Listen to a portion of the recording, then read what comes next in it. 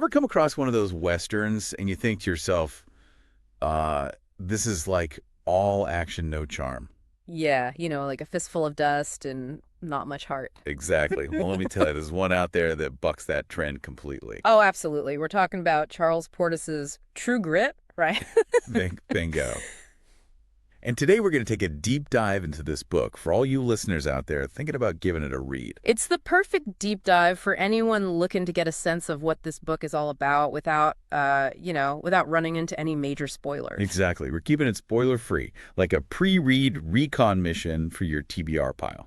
That's a great way to put it. So what's the mission objective for this deep dive? Well, we want to equip you with all the intel you need. Like, what's this story about? Who's this Charles Portis guy? And most importantly, is this a book you'll want to saddle up and spend some time with? You got it. So, picture this. It's the 1870s. We're in the heart of the American West, and we meet this, she's a force of nature, really. A 14-year-old girl named Mattie Ross. Yeah, and she's on a mission. Her father's been murdered by this no-good hired hand named Tom Chaney. And Maddie's not one to let something like that slide. She's dead set on bringing Chaney to justice, no matter what. And how does she plan to do that? Well, she decides to hire the toughest U.S. Marshal she can find, a fellow by the name of Rooster Cogburn. You might have heard of him. Oh, yeah, one-eyed, hard-drinking, a legend in his own mind. At least that's what he'd tell you. That's Rooster for you. And that right there is the setup for True Grit, a classic revenge tale, but told through this really unique lens. Absolutely. So let's talk about the man behind the book, Charles Portis.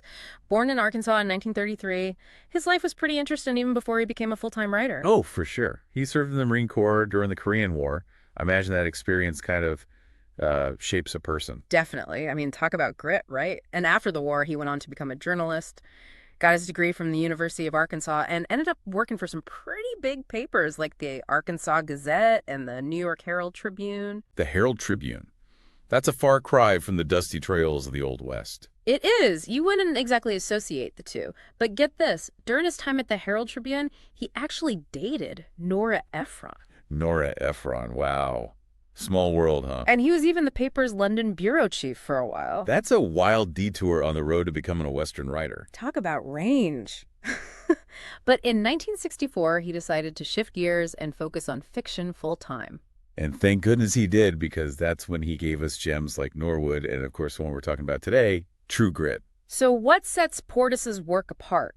I'd say it's this unique blend of engrossing stories with a touch of travel, but told with this incredibly dry, almost deadpan humor. Oh, yeah. His humor is definitely something else. Like, he could find the funny side of just about anything, even in the bleakest situations. It's a real trademark of his style. He was even described by some as one of the most inventively comic writers of Western fiction. Now, True Grit itself wasn't always a novel.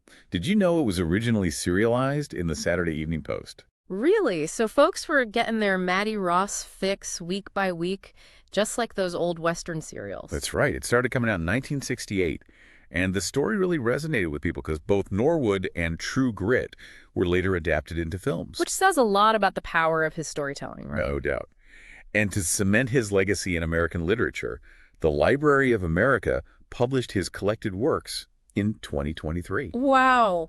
Talk about recognition. They called him a singular American genius. That's as high praise as it gets. Although some have said that his unique voice, his humor, his focus on regional culture might have kept him out of the more prestigious literary circles during his lifetime. It's true that sometimes originality can be a double-edged sword, but hey, at least now he's getting the recognition he deserves. Absolutely. All right, so we've talked about the setup and the author. Now, what really sets True Grit apart from the pack? Well, one of the first things that grabs you is the way the story is told. You talk about the narration, right? Exactly. We see the whole story through the eyes of an older Mattie Ross, looking back on these events from, get this, 50 years in the future. So it's like we're getting her memories, but also her reflections on those memories. Precisely. It adds this whole other layer of meaning to the story. We see things through the lens of experience. We get her wisdom, or maybe it's just her stubbornness. Who knows? Either way, it makes for a really compelling read. And then there's Mattie herself. She's something else. Oh, she's a force of nature. Intelligent, fiercely independent, strong-willed, and all this while being a proper church-going spinster. It's that contrast that makes her so darn interesting. This tough-as-nails girl, who's also deeply religious. Yeah, she's full of contradictions. But like we said earlier, the heart of the story is her quest for revenge. She wants to see Tom Chaney pay for what he did, and nothing's going to stop her. But it's not just a simple case of an eye for an eye with Mary. It goes deeper than that. She has this really strong sense of justice, almost like a legalistic view of right and wrong. Oh, she's got her own moral code for sure. But here's the kicker. The story's not all doom and gloom. In fact, Cordes injects a healthy dose of humor into it. Yeah, his trademark dry wit shines through even in the most serious moments. And it's all filtered through Mattie's voice, which makes it even funnier. It's like he's taken this classic Western revenge tale and given it a good dose of comic relief. And it works brilliantly. It really does. And the humor's not forced or out of place. It comes naturally from the characters, from their dialogue, even from the way Mattie describes things. She's got this way of looking at the world that just makes you chuckle. And on top of that, Portis paints such a vivid picture of the time period. I mean, you can practically smell the dust and hear the saloon doors swinging. Oh, yeah. His attention to detail is amazing. It's like you're right there in the Arkansas and Oklahoma territories with Mattie and Rooster. And the characters are all so memorable. Mattie, Rooster, LaBouffe, they feel so real, so fleshed out. You really get a sense of who they are. They're the kind of characters that stick with you long after you finish the book. So when True Grit first hit the scene, what was the critical reception like? Well, it got a pretty warm welcome. Over the years, it's gained a reputation as a modern classic.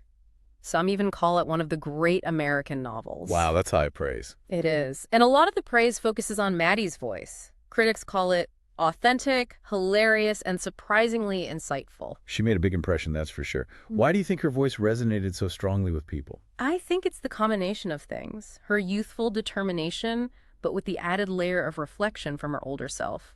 Plus her directness, her strong moral compass. It's all very captivating. Some critics have even gone so far as to compare Mattie to literary greats like Huckleberry Finn and Scout Finch. She's definitely in good company. And beyond Mattie, the book itself is praised for its sharp dialogue and Portis's masterful writing. A lot of reviewers felt like True Grit transcended the Western genre. It wasn't just about cowboys and shootouts. It had a depth to it. Right, it's more than just a genre piece. It's a character study, a coming-of-age story. And the humor played a big part in that. A lot of reviewers mentioned how funny they found the book. Yeah, that deadpan delivery really hits the mark. You don't always expect to laugh out loud while reading a story about revenge and murder, but Portis makes it work. He does. And those who finish the book often talk about the ending being particularly powerful. It seems like the book leaves a lasting impression, both in terms of its humor and its emotional impact. But of course, no book is universally loved. So what did the critics who weren't so keen on True Grit have to say? Well, one reviewer felt like the back and forth between older Mattie's voice and her younger self's thoughts was a bit jarring at times. I can see how that could be a little disorienting. Yeah, it's a matter of narrative consistency. Another critic thought that the climax of the book was a little over the top. Like there were too many misfortunes piled on top of each other. Maybe a little too much melodrama for their taste. Exactly. And another reviewer felt that while the characters were memorable, the connections between them weren't always convincing. So they felt like the relationships could have been explored a bit more. Something like that. It's all about what individual readers connect with, I suppose. But overall, the book has definitely stood the test of time. That's for sure. And what about modern readers? What's the general consensus out there in the wilds of Goodreads and such? Well, it seems like True Grit still has a very loyal following. A lot of readers consider it one of their all-time favorites. But I bet Mattie's True Grit is a big part of that appeal. Her determination, her spirit. Oh, absolutely. Readers still love her voice. That unique blend of toughness and wit. And the humor is still a big draw. People mention laughing out loud and really enjoying Mattie's dry observations. It seems that Portis's style of humor is timeless, and people still compare him to writers like Mark Twain. Which is a pretty huge compliment. It is. And it's interesting how many people who don't normally read Westerns have said that they loved True Grit. That speaks to its broad appeal. And since we have 2 film adaptations, we got to talk about the book's cinematic qualities. Oh, definitely. A lot of readers comment on how vivid and visual the writing is. They say it feels like you're watching a movie in your head. And while many appreciate both the John Wayne version and the Coen brothers' take, there's often a preference for the book itself. Which makes sense. You get a much deeper connection with Mattie's inner world when you're reading her own words. Plus, the book has some incredibly quotable lines. Readers love sharing their favorite Mattieisms. It seems like True Grit is one of those books that rewards multiple readings.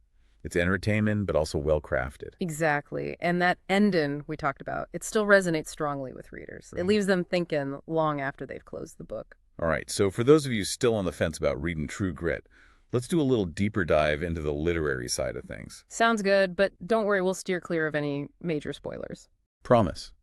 So first off, let's talk about that narrative structure, the fact that we're getting the story from older Mattie's point of view. Yeah, that's a key element. It creates this really interesting dynamic between her past self and her present understanding of the events.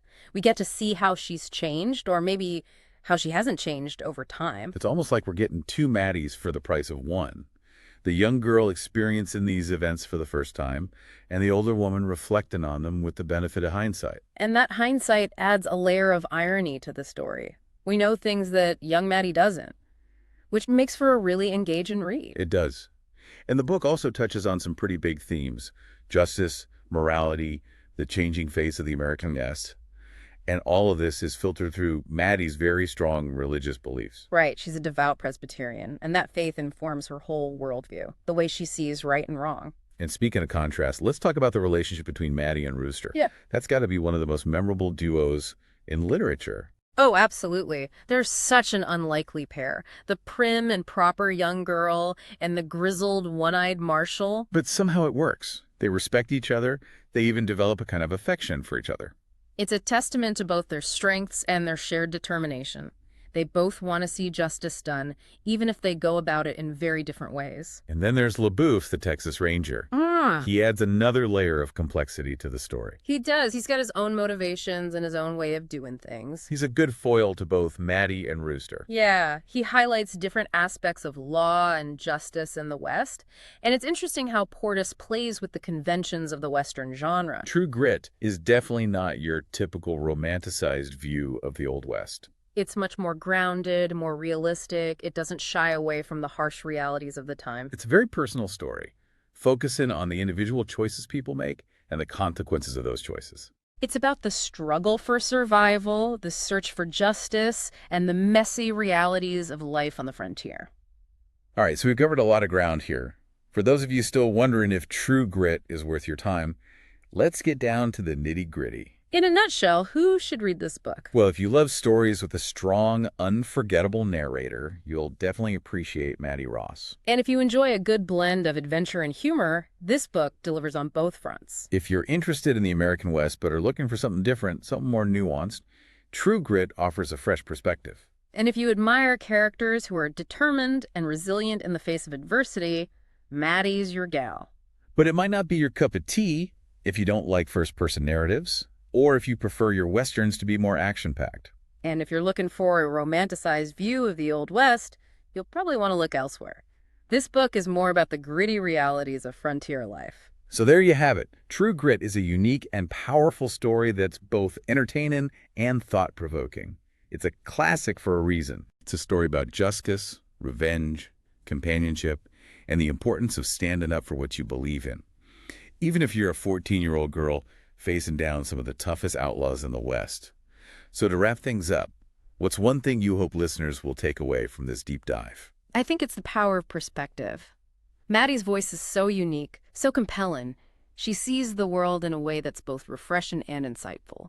And I'd add that True Grit is a reminder that sometimes the most unlikely heroes are the ones who make the biggest impact. And it makes you wonder how someone like Mattie, with her unwavering sense of justice, would handle the complexities of the world we live in today. Now that's a question worth pondering. It is. Well, folks, that's going to do it for this deep dive. Until next time, happy reading. And remember, keep that grit. True Grit.